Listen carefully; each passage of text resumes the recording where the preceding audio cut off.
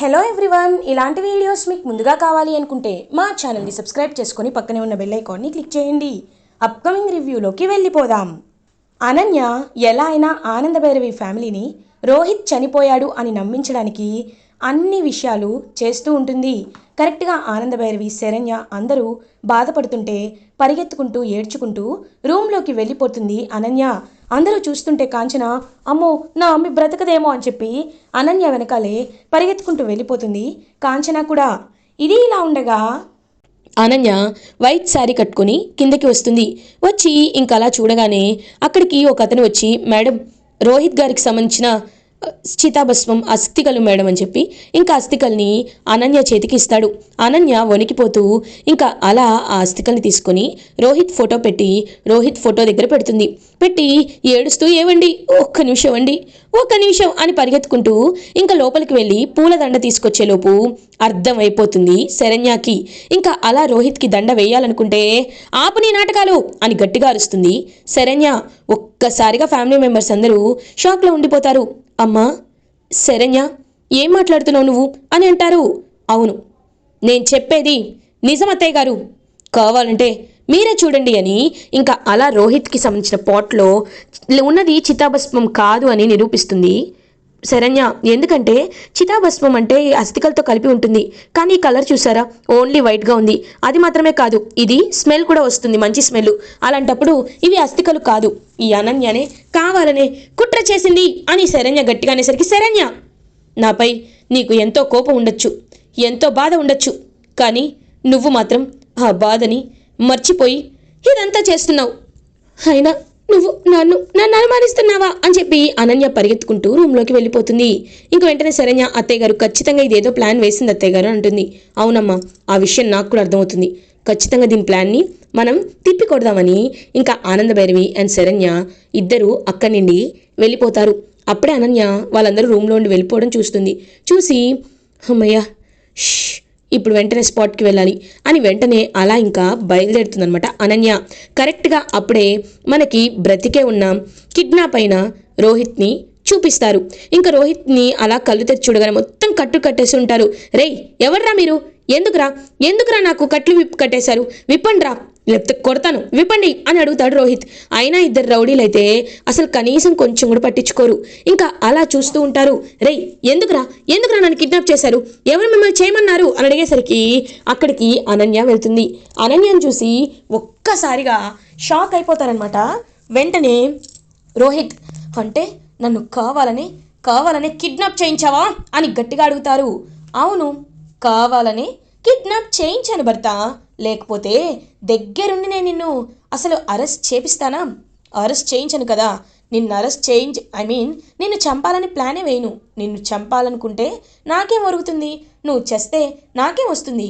నాకు కావాల్సింది నీలో ఉన్న ప్రేమ, నిన్ను నా వైపు తిప్పుకోవడం అని అనుకున్నాను. కానీ ఆ తర్వాత నాకు అర్థమైంది ఏంటి అంటే, నేను చాలా ప్రశాంతంగా నీతో ఉండాలి అంటే నీ పేరుపై ఉన్న ఆస్తంతా నా పేరుపైకి రావాలి. అప్పుడు నువ్వు చేస్తే నాకెలా ఆస్తి వస్తుంది? ఆ ప్రీతికి వస్తుంది, అవునా?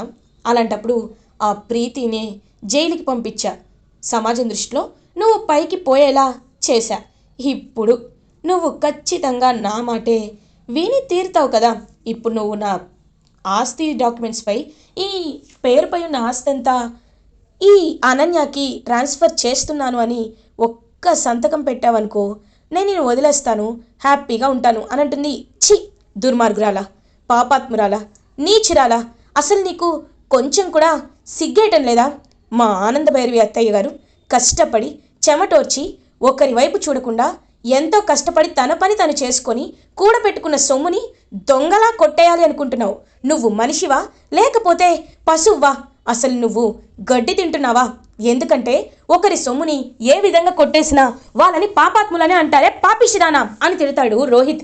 హేయ్, నువ్వు ఎన్ని తిట్లు తిట్టినా నా బుద్ధి మారదు. ఎందుకంటే నేను ఎప్పుడు ఫ్రీ మనీకే అలవాటు పడిపోయాను. ఒక్కొక్కరిలాగా ఇటుక పేర్చి అందరి మెప్పు పొంది నేను డబ్బులు సంపాదించాలి అంటే చాలా టైం పట్టేస్తుంది. అదే పక్కన వాళ్ళ ఆస్తి లాక్కుంటే ఒక్క నిమిషంలో నాకు బాగా డబ్బులు వస్తాయి. నాకు కావాల్సింది ఆస్తి మాత్రమే భర్త అని అంటుంది అనన్య. ఛీ, నీలాంటి నీచమైన క్యారెక్టర్ ఉన్న వాళ్ళని నేను ఇప్పటి వరకు చూడలేదు. కానీ ఒకటి మాత్రం నిజం, ఎప్పుడైనా పాపపు సొమ్ము ఎక్కువ కాలం నిలవదు.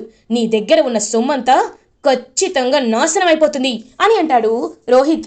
నా దగ్గర ముందు డబ్బులుండాలి అంటే నువ్వు నా పేరుపై ఆస్తి రాయాలి కదా. రాయాలి అంటే ముందు నువ్వు సంతకం చేయాలి కదా. నా ప్రాణాలైనా తీసుకుంటా గాని నీలాంటి పాపిష్టడానికి ఆస్తి రాసివ్వను అని అంటారు. అవునా, సరే అయితే నువ్వు ఇలాగే ఉండు. రేయ్, కరెక్ట్గా తల మీద కొట్టండిరా, అప్పుడు వేలి ముద్రతో అయినా ఆస్తి తీసుకుంటాను కదా అని అంటుంది. ఓకే మేడం అని అలా కొట్టబోతుంటే ఒక చెయ్యి వచ్చి అడ్డుకుంటుంది. ఆ చెయ్యి ఎవరిదో కాదు, ఆనంద భైరవి. ఒక్కసారిగా ఆనంద భైరవి షాక్లో ఉండిపోతుంది. ఇంకా వెంటనే శరణ్య కూడా పక్కనే ఉండి అనన్య చెంప చెల్లు అనిపిస్తుంది. అనన్య అనకూడదు కానీ చాలా చండాలంగా ఫేస్ పెట్టుకుని ఇంకా అలా చూస్తూ ఉంటుందన్నమాట.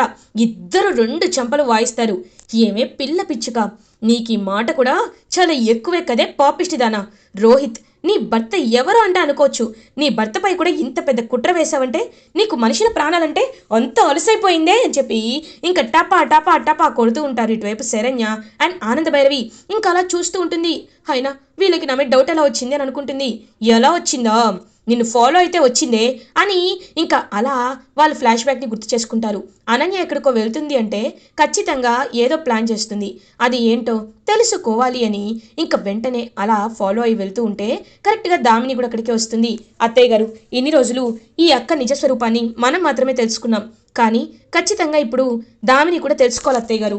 నేను చెప్తే తను నా మాట నమ్మదు, కానీ మీరు చెప్తే మీ మాట ఖచ్చితంగా నమ్ముతుంది. తన్ని వెంటనే రమ్మనండి అనేసరికి ఇంకా అలా బయలుదేరుతుందనమాట. హ్యాపీగా తనైతే బయలుదేరి వెళ్తూ ఉంటే అప్పుడే కరెక్ట్గా ఇంకా అలా ఆనంద భైరవి, దామిని అండ్ శరణ్య ముగ్గురు కలిసి వస్తారు. దామినిని చూసి ఒక్కసారిగా షాక్ అయిపోతుంది అనన్య.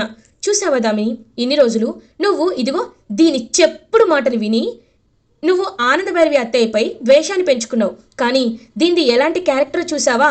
డబ్బుల కోసం సొంత భర్తనే చంపేసినట్టు ఫోటోకి దండ వేస్తుంది. ఒక మనిషి చనిపోకపోయినా దండ వేస్తున్నారు అంటే అది ఎంత నీచానికి దిగజారిందో నువ్వు ఇప్పటికైనా అర్థం చేసుకో. ఇలాంటి వాళ్ళని అసలు నేను ఎక్కడా చూడలేదు అని అంటుంది శరణ్య. ఇంకా వెంటనే అలా చూస్తూ ఉంటుంది కోపంగా దామిని. ఇంకా అలా కట్లు ఆ రౌడీలు పారిపోబోతుంటే రోహిత్ కట్లు విప్పేసేసరికి వాళ్ళిద్దరిని గట్టిగా పట్టుకొని ఇంకా బాగా కొడతాడనమాట రోహిత్. అప్పుడే ఇంకా దామిని అనన్య దగ్గరికి వచ్చి అనన్య చెంప చెల్లు అనిపిస్తుంది.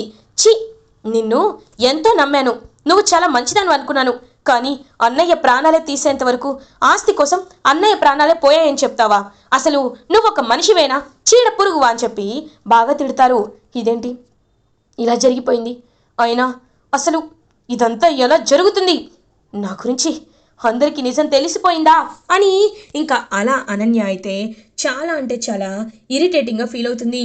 ఏయ్, ఇంకా ఏంటో చూస్తున్నావు, ఖచ్చితంగా నువ్వు జైలుకు వెళ్లాల్సిందే అని రోహిత్ గట్టిగా మెడపట్టుకొని ఇంకా పోలీస్ స్టేషన్కి తీసుకువెళ్తాడు. తీసుకొని వెళ్ళి చాలా క్లియర్గా ఇదిగో ఇదే ఆ పాపం చేసింది, నన్ను కిడ్నాప్ చేసి బంధించి ప్రీతిపై నిందని నెట్టేసి అరెస్ట్ చేయించాలనే ఇదంతా చేసింది అని గట్టిగా చెప్తుంది. అదంతా విని ఒక్కసారిగా షాక్లో ఉండిపోతారనమాట. ఇంకా పోలీస్ అయితే అంటే ఒకరిని ఇరికించాలంటే ఇంత పకడ్బందీగా ఇరికిస్తున్నారా? ఛీ, ఒక మనుషులే కాదు మీరు. అయినా అమ్మ ప్రీతి, నువ్వెలాంటి తప్పు చేయలే, అయినా రోహిత్ బ్రతికే ఉన్నాడు కాబట్టి అసలు నీపై కేసు అనేది ఆటోమేటిక్గా క్లోజ్ అయిపోతుంది, కాబట్టి నువ్వు బయలుదేరమ్మా అని చెప్పి ఇంకా అలా వెంటనే బయలుదేరుతారనమాట. అనన్యని లోపల వేస్తారు, ఈ ప్రీతిని మాత్రం బయటికి తీసుకొస్తారు. ఇంకా ప్రీతి పాపం రోహిత్ని హక్ చేసుకొని, రోహిత్ నీకేం కాలేదు కదా, నీకేమైనా అవుతుందేమోనని నేను ఎంతలా భయపడిపోయాను అని చెప్పి పాపం చాలా ఏడుస్తూ ఉంటే, ప్రీతి ఇక నువ్వు భయపడాల్సిన అవసరం ఏమీ లేదు, ఎందుకంటే మనని ఇదిగో ఈ చీడ పురుగు ఏమీ చేయలేదు. ఎప్పుడైనా ఒకరి దగ్గర నీతి నిజాయితీ ఉంటే ఎంతమంది వచ్చినా ఎన్ని అడ్డంకులు ప్రయత్నించినా వాళ్ళు ఎప్పటికైనా సక్సెస్ అవుతారు.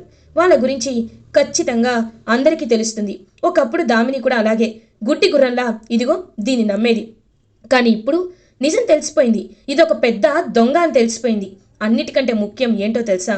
నమ్మకం, ప్రజల నమ్మకం. ఒకరోజు నిన్ను నమ్ముతారు, 2 రోజులు నమ్ముతారు, కానీ తర్వాత నిన్ను థూ అని కొట్టి అసహించుకుంటారు. ఇప్పుడు అనన్య పరిస్థితి అలాగే అయింది. ఒక్కొక్కరు నమ్మడం మానేసి ఆఖరికి చీ కొట్టేశారు.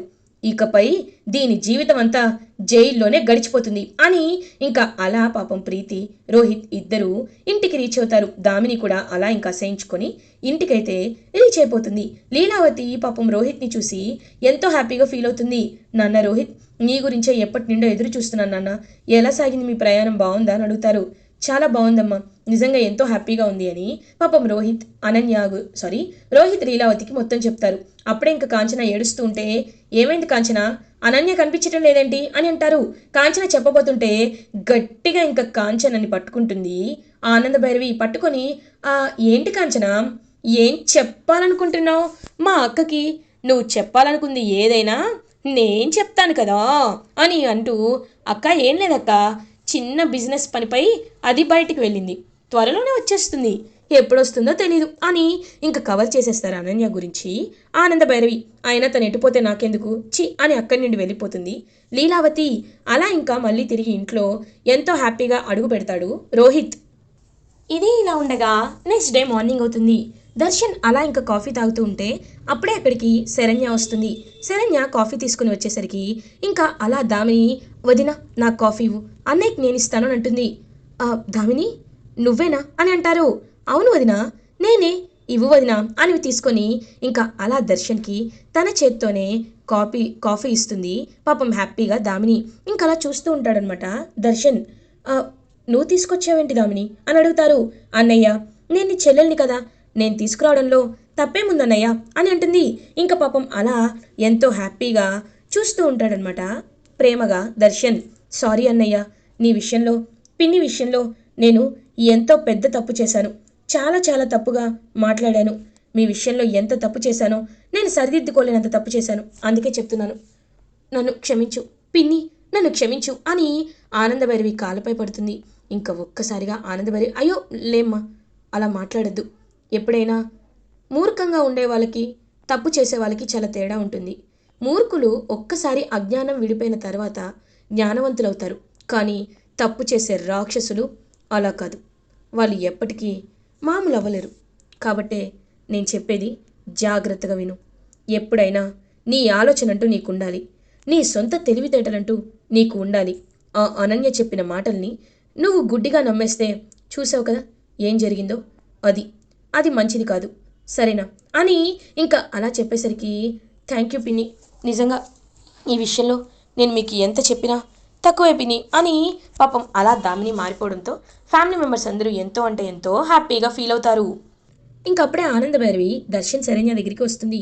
ఇంకా దర్శన్ శరణ్య వైపు చూస్తూ, నాన్న దర్శన్, నువ్వు శరణ్య విషయంలో చాలా తప్పు చేసావు నాన్న అని అంటారు. అమ్మా నేనేం తప్పు చేశాను అని అంటారు. లేదు, నువ్వు తనతో ఎంత దూరంగా ఉంటున్నావో నాకు తెలుసు. పాపం శరణ్య నువ్వు ఏం చేస్తున్నా ఓర్చుకుంది, కానీ తను ఎప్పుడూ నిన్ను తప్పు పట్టలేదు. నువ్వు కోపం చూపించినా ఒకేలా ఉంది, ప్రేమ చూపించినా ఒకేలా ఉంది, కానీ నువ్వే పరిస్థితులకు తగ్గట్టు కోపాన్ని చూపిస్తూ ఉంటావు, ప్రేమని చూపిస్తూ ఉంటావు. కానీ ఒక్కటి మాత్రం నిజం, శరణ్య నీకు తగిన భార్య. శరణ్య తప్ప నీ జీవితంలో ఇంకా ఎవ్వరూ ఉండకూడదు. కాబట్టి నేను చెప్పేది జాగ్రత్తగా విను. నువ్వు శరణ్య కూడా త్వరలోనే నాకు ఒక పాపను బాబును ఖచ్చితంగా ఇస్తానని నాకు మాటివు నాన్న అని అంటారు ఆనందభైరవి. అమ్మా అది అని అంటారు.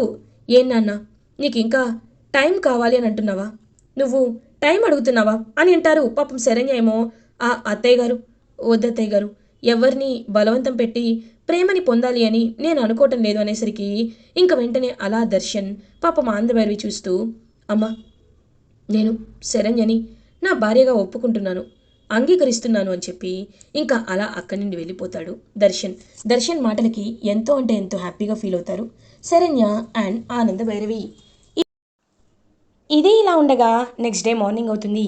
ఇంకా అలా దర్శన్ శరణ్య ఇద్దరు కలిసి ఎంతో హ్యాపీగా ఆఫీస్కి వస్తే సమీర అదంతా చూస్తూ చాలా అంటే చాలా ఇరిటేటింగ్గా ఫీల్ అవుతుంది. కరెక్ట్గా అప్పుడే శరణ్య సమీర దగ్గరికి వచ్చి, సమీర ఈ ప్రాజెక్ట్ ఫైల్పై సౌమ్య సైన్ చేయమని చెప్పావా అని అడుగుతుంది. మేడం సారీ మేడం మర్చిపోయాను అని అంటుంది. ఇది మనకి ఎంత రెప్యూటెడ్స్ ఫైలో, మర్చిపోయావా? అలాంటప్పుడు ఎందుకు ఇంత నెగ్లెక్ట్గా ఉంటున్నావు? ఇవ్వు సైన్ చేస్తాను అని శరణ్య సైన్ చేస్తుంటే ఒక్కసారిగా సమీర చేతిపై ఉన్న ప్రకాష్ అనే టాటూని చూస్తుంది. పచ్చబొట్టుని చూసి ఒక్కసారిగా షాక్ అయిపోతుంది. అలా ఇంకా శరణ్య, ఇదేంటి? సమీర చేతిపై ఉండాల్సిన టాటూ తనకుంది అంటే నేను అనుకున్నది నిజమేనా?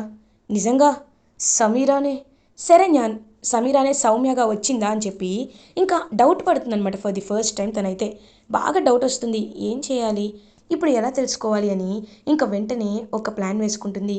ఖచ్చితంగా తను ఇలా మారింది అంటే దానికి కారణం ఏంటో తెలుసుకోవాలి. అది తెలుసుకోవాలి అంటే ఎస్, ప్రకాష్ ఉన్నాడు కదా, ఆ ప్రకాష్ ఎక్కడున్నాడో మాకు తెలుసు కాబట్టి ప్రకాష్ డిఎన్ఏని ఈ సౌమ్య డిఎన్ఏని మ్యాచ్ చేస్తే ఇద్దరు అన్నా చెల్లెలే కాబట్టి ఖచ్చితంగా డిఎన్ఏ మ్యాచ్ అవుతుంది అని ఒక పెద్ద డెసిషన్ తీసుకుంటుంది. వెంటనే తనైతే ఇంకా అలా ప్రకాష్ దగ్గరికి వెళ్ళి ప్రకాష్ డిఎన్ఏని అండ్ ఇటువైపు ఏమో కావాలనే సౌమ్య హెయిర్ డిఎన్ఏని రెండూ తీసుకొని డిఎన్ఏ టెస్ట్ చేపించి తెలుసుకునేసరికి ఒక్కసారిగా షాక్ అయిపోతుంది. ఎందుకంటే క్లియర్గా అక్కడ ఉన్నది డిఎన్ఏ మ్యాచ్ అవుతుంది కాబట్టి, అంటే సమీరానే సౌమ్యగా మారి వాళ్ళ మధ్యలోకి వచ్చిందా అని తెలుసుకొని ఒక్కసారిగా షాక్లో ఉండిపోతుంది శరణ్య. ఇలా ఎపిసోడ్ ఎండ్ అవుతుంది. ఫర్దర్ ఎపిసోడ్ రివ్యూస్ ముందుగా మీకు కావాలి అనుకుంటే మా ఛానల్ని సబ్స్క్రైబ్ చేసుకోండి. Thanks for watching.